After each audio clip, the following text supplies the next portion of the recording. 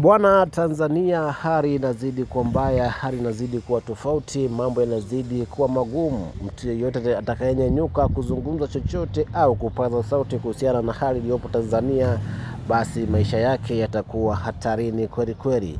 Taarifa iliyotoka kutoka mkoani Mbeya ni kwamba Mwalimu Clemence Mwandambo ametekwa na watu wasiojulikana na mpaka wakati huu hajulikani wapi alipo. Taarifa hii imeripotiwa na mwanadada Mange Kimambi, ambapo ameandika kama ifuatavyo. Ameandika kwamba utekaji: Mwalimu Clemence Mwandambo ametekwa na watu wasiojulikana akiwa nyumbani kwake mkoani Mbeya.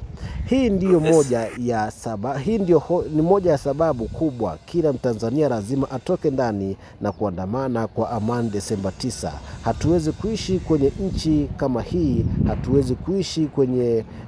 hatuwezi kuishi maisha ya hofu hivi. Ni lazima nchi yetu tuibadilishe, ni lazima haki ipatikane. Hatuwezi kuishi hivi ndugu zangu, hatuwezi kuendelea kuishi kama digidigi kwenye nchi yetu.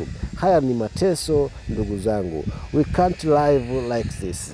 Bwana, huu ni ujumbe wa dada wa taifa Mange Kimambi baada ya taarifa kupatikana kwamba Mwalimu Clemence Mwandambo ametekwa na hajulikani wapi alipo mpaka wakati huu, kitu ambacho kinazidi kutengeneza hofu kwa Watanzania. Mtu yeyote atakayesimama na kutoa hoja yoyote kuhusiana na serikali, basi atapotezwa kama tulivyozoea. Bila shaka huu ndio mwaka ambao tumeshuhudia watu wengi wakipotea na hawajulikani wapi wameelekea mpaka wakati huu, kitu ambacho kinazidi kutengeneza hofu kubwa kwa Watanzania na hali ya kuogopa. Wakati huo watu wako kwenye nchi yao wenyewe. Nikukumbushe tu mwanafamilia, kama ni mara yako ya kwanza kutembea channel hii, usisahau kusubscribe, kulike, kushare na kucomment ili wa kwanza kuzipata taarifa zetu za michezo, burudani, siasa na matukio mbalimbali yanaendelea kutokea ndani ya Tanzania lakini pia nje ya Tanzania.